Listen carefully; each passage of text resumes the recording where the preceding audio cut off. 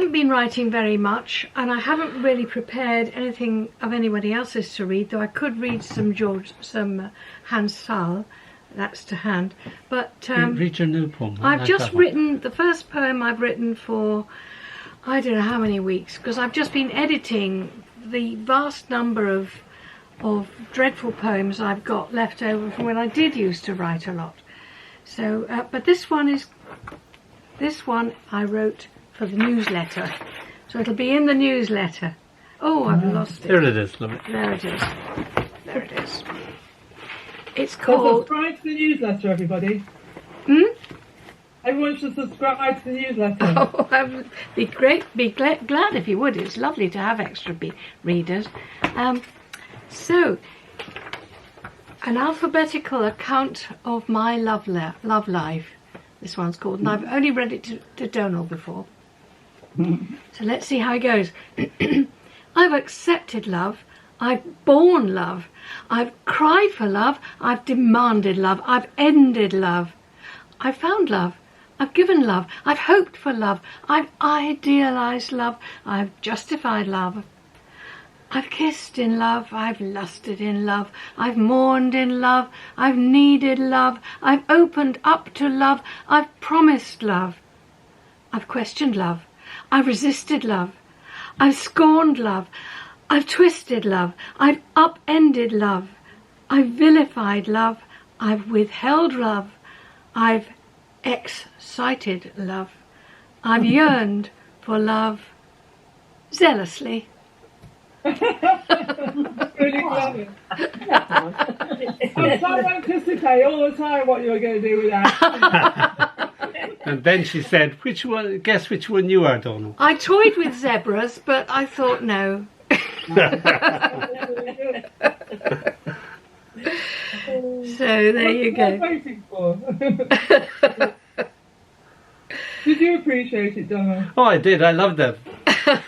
That's why I wanted her to read it. It's really a performance poem because you have to get a bit of colour into the reading. And build speed as you go along. Yes.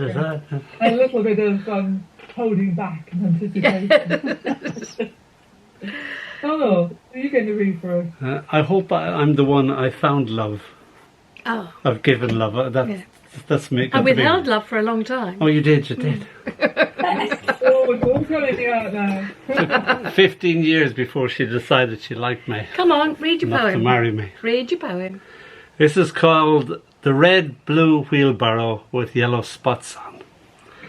Outside the window is a William Carlos Williams poem coming into being. There is the red wheelbarrow, glazed with rain, minus the chickens, who have wandered off, as if not knowing they are needed to fulfil the poem upon which so much depends. Going to lay an egg as chickens do, and as I turn away, they march back into view, taking up their poetical positions. The living poem even has its seasons, appearing to me now covered in snow, now how dazzling in bright, bright sunshine. Sometimes, for my own surreal reasons, I paint the wheelbarrow a yellow or blue with yellow spots on. My wife laughs at me and says, "Oh, you." The wheelbarrow, long gone to seed now, sleeps quietly upside down beside the henhouse, flowers growing up between its broken wheel, covered in falling leaves. It dreams of being one day a real poem. I smile. Now where's those chickens gone? Laura Tice, who's actually German, she lives in Oxford though, and she won the pamphlet competition. So this was her pamphlet, and she had a poem called Medusae, which yours reminded me of. So I haven't reread it. I hope it is relevant. Here it is. Do not lose faith on the day you wake up with spiders instead of hair. Do not cry as you look in the mirror. Remember, they may stay, they may not. They are here for now. If you must, take pains to cover your head. Hide their crawling under your most elegant hat, lest people recoil from you in the streets. Or don't. Remember Medusa and her snakes. She'd turn anyone to stone if they looked at her frightened. She was a monster and proud. All hiss, curse and scorn, danger. And yet to think someone must have loved her enough to name half of all jellyfish those moon-glowing blooms of floating fluorescent umbrellas and bells after her. No. Laura's very good, I think. Right, this is called my Early Life as a Child, possibly going to be the title of the next book. When I was a child, I lived without time, never gave it a second thought. I lived in the now. There was no before or after. I was merely me. Being me in an eternal present, much like the cat who never gave tomorrow the time of day. It appeared that I had always existed and would forever do. Just to be, that was me. A piece of sunlight tripping over a stone, a footstep left in mud, was world enough to be going on with. Just to be the miracle.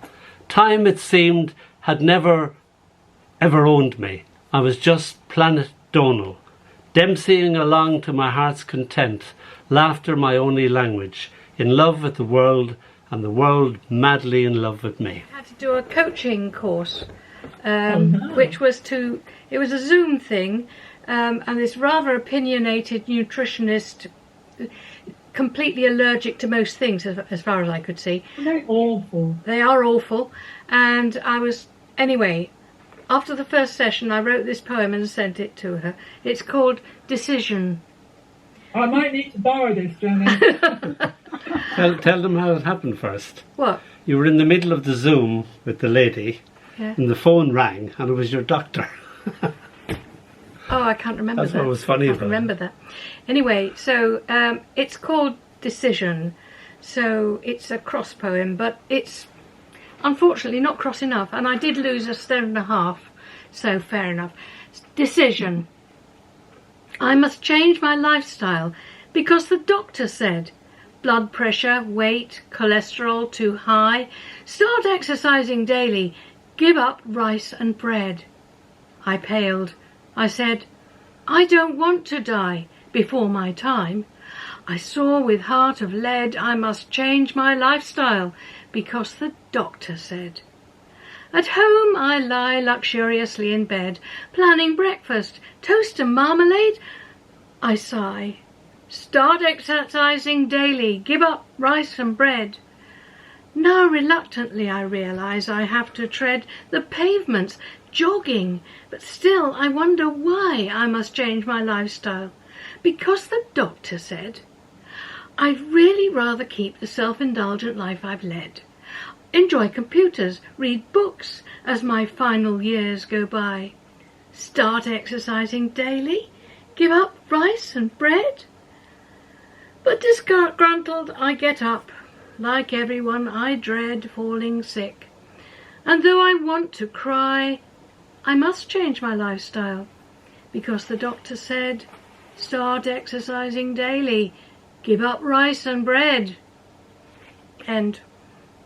So I was cross when I came in. And I actually did lose, I immediately started to lose weight.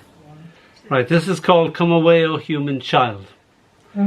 Little daughter, even before you were conceived by me, I dreamed of your head on a pillow, dreaming your own dreams.